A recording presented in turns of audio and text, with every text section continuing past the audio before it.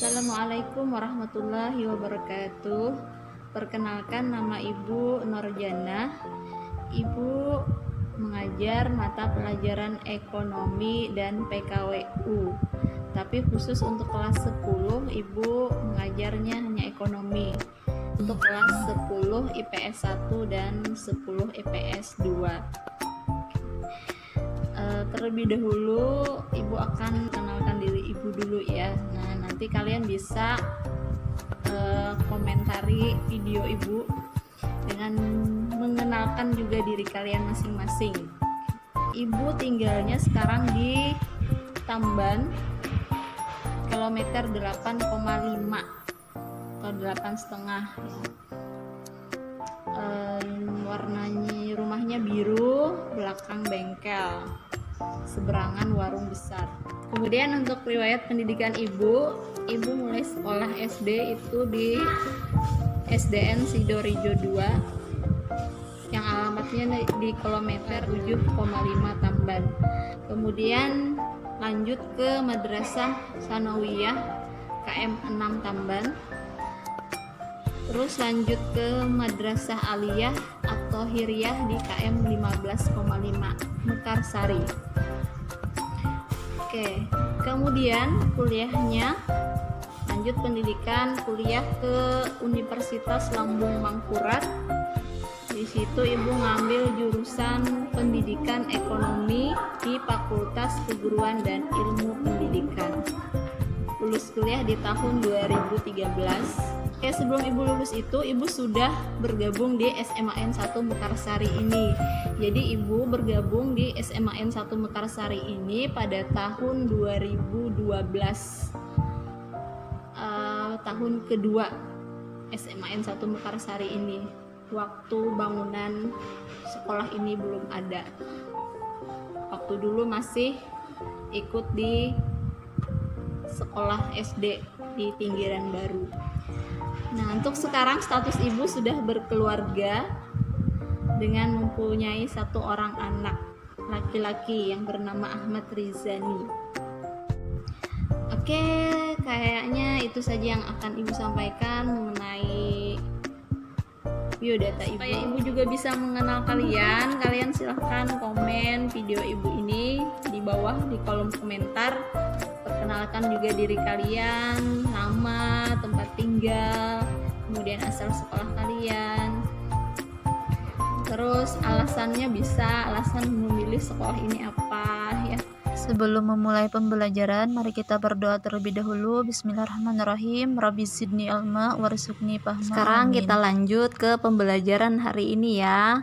Ibu akan memulai pembelajaran kita. Mari simak baik-baik anak-anakku sekalian.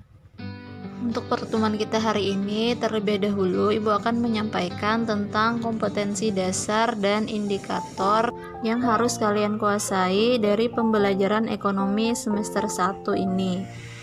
Oke, berikut penjelasannya tentang kompetensi inti, kompetensi dasar, dan indikator.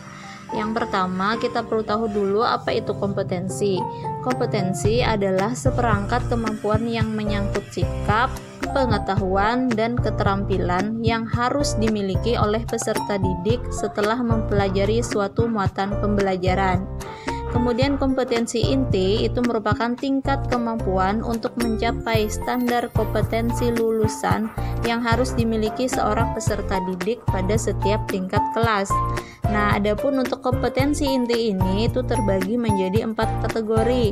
Yang pertama KI 1 itu berkaitan dengan sikap spiritual kalian atau keagamaan kalian. Yang kedua yaitu KI 2 berkaitan dengan sikap sosial kalian. Bagaimana kalian berhubungan, bergaul sesama teman, dengan bapak ibu guru. Sikap sosial ini juga meliputi perilaku, sopan santun, dan kedisiplinan kalian. Kemudian KI yang ketiga yaitu berkaitan dengan pengetahuan atau kompetensi pengetahuan. Nah, di sini yang kami nilai adalah tingkat pengetahuan kalian seperti dalam menjawab soal, benar salahnya, kemudian dalam mengerjakan tugas, ketepatannya, dan lain-lainnya. Kemudian yang terakhir yaitu KI 4 atau kompetensi inti yang keempat, itu berkaitan dengan keterampilan. Misalkan seperti kemampuan kalian dalam menghasilkan suatu produk atau kreativitas yang lainnya. Oke, kita lanjut ke kompetensi dasar. Nah, ini merupakan kemampuan dan materi pembelajaran minimal yang harus dicapai peserta didik untuk suatu mata pelajaran pada masing-masing satuan pendidikan yang mengacu pada kompetensi inti. Jadi ini maksudnya adalah pembelajaran minimal atau standar minimal yang harus kalian kuasai. Nah, yang terakhir yaitu indikator, merupakan penanda pencapaian kompetensi dasar secara spesifik yang dapat dijadikan ukuran untuk mengetahui ketercapaian dari tujuan pembelajaran. Oke, sekarang kita masuk ke kompetensi dasar. Nah, di sini ada 3.1 dan 4.1. Maksud angka 3 di depan itu menunjukkan kompetensi pengetahuan yang KI 3 tadi. Kemudian yang angka 4 itu menunjukkan KI keterampilan. Nah, jadi yang 3.1 yang ada angka 3 itu menunjukkan pengetahuan yang harus kalian kuasai. Kemudian yang 4.1 itu adalah keterampilan yang harus kalian kuasai. Oke, untuk kompetensi dasar yang pertama yaitu mendeskripsikan konsep ilmu ekonomi. Itu dari segi pengetahuannya. Kemudian dari segi keterampilannya yaitu mengidentifikasi kelangkaan dan biaya peluang dalam memenuhi kebutuhan. Oke, di situ di sebelahnya ada indikator-indikatornya yang harus kalian capai.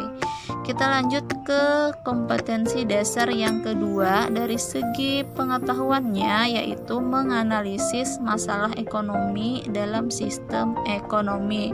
Sedangkan yang keterampilannya yaitu menyajikan hasil analisis masalah ekonomi dalam sistem ekonomi. Oke, kemudian itu dilihat di samping-sampingnya itu adalah indikatornya. Kita lanjut ke kompetensi dasar yang ketiga. Dari segi pengetahuannya yaitu menganalisis peran pelaku ekonomi dalam kegiatan ekonomi. Sedangkan dari segi keterampilannya yaitu menyajikan hasil analisis peran pelaku ekonomi dalam kegiatan ekonomi. Ya, kemudian itu di samping-sampingnya itu adalah indikator-indikatornya yang harus kalian capai. Kita lanjut ke kompetensi dasar yang keempat. Dari segi pengetahuannya yaitu mendeskripsikan terbentuknya keseimbangan pasar dan struktur pasar. Sedangkan dari segi keterampilannya yaitu menyajikan hasil pengamatan tentang perubahan harga dan kuantitas keseimbangan di pasar. Kemudian di samping kanannya itu adalah indikator-indikatornya.